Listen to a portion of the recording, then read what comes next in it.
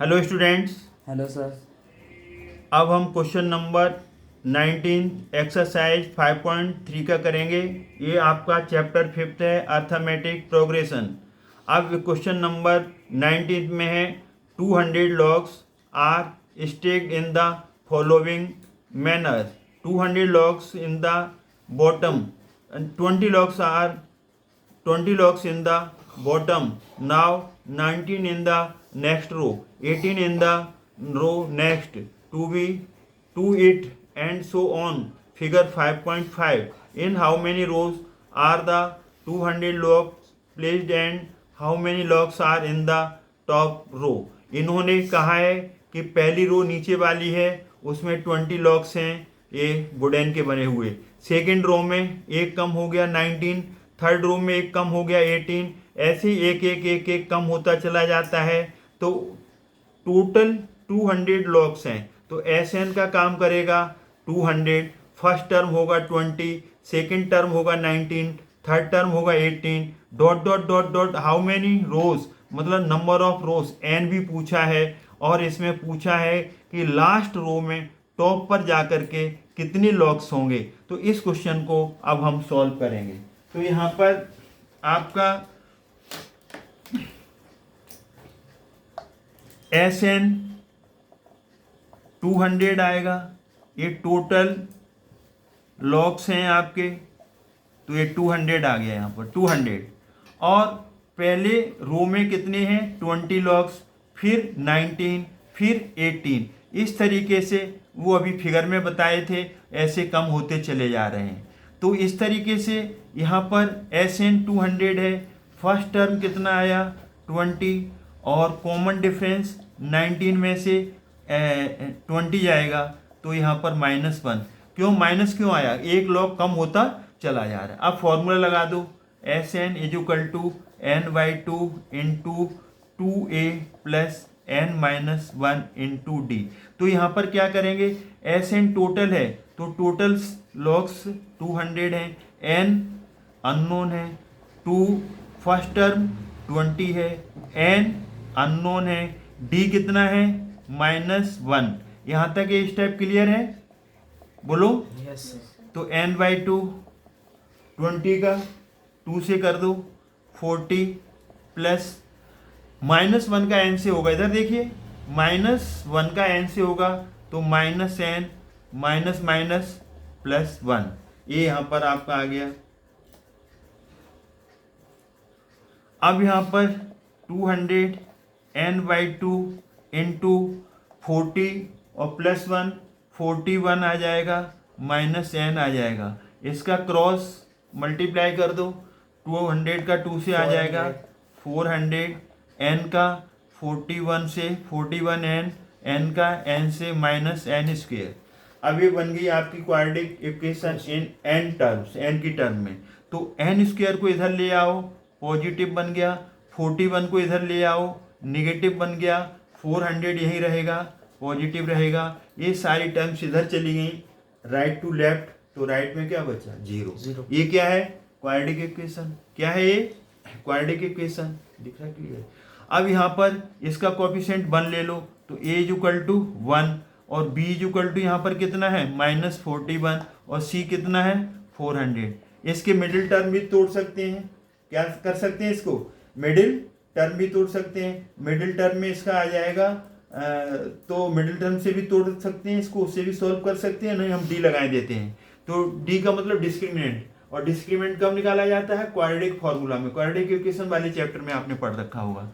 तो यहाँ पर डी निकाल दो डिस्क्रिमिनेंट, डी इक्वल टू आएगा b² -4ac, b कितना है यहाँ से -41, ब्रैकेट जरूर लगाएंगे कि माइनस का है, -4, a की जगह क्या लिखेंगे 1, c की जगह क्या लिखेंगे 400। समझ में आ गया। अब यहाँ से d कितना आ जाएगा, a -41 का स्क्वायर करोगे तो पॉजिटिव आ जाएगा, 41 इंटू 41 दो बार मल्टीप्लाई कर लेना, 1681 आएगा, 1681। 400 का 400 से दो बार मल्टीप्लाई करोगे, यहाँ पर नहीं दो बार नहीं, 400 का 4 से मल्टीप्लाई करना है, सिर्फ 4 से करना है, तो ये 1600 आ जाएगा। अब 1681 में से 1600 कम कर दो तो ये आ जाएगा आपका 81। तो डी कितना आ गया 81। अब हमें डिस्क्रिमिनेंट निकल आया। अब क्वाड्रेटिक फॉर्मूला लगाएंगे तो क्वाड्रेटिक फॉर्मूला होता है x इज इक्वल टू, तो यहाँ n है तो n ले लो, minus b plus minus root d upon 2a। Minus b की जगह -41 प्लस माइनस रूट डी की जगह 81 है और 2a की जगह 1 है, तो ये माइनस माइनस प्लस हो जाएगा, तो ये आ जाएगा आपका 41 प्लस माइनस 81 का स्क्वायर रूट निकालेंगे तो 9 आ जाएगा, 2 आ गया। तो यहाँ पर दो साइन है, एक बार पॉजिटिव एक बार नेगेटिव, तो पहले हम यहाँ पर पॉजिटिव साइन लेंगे,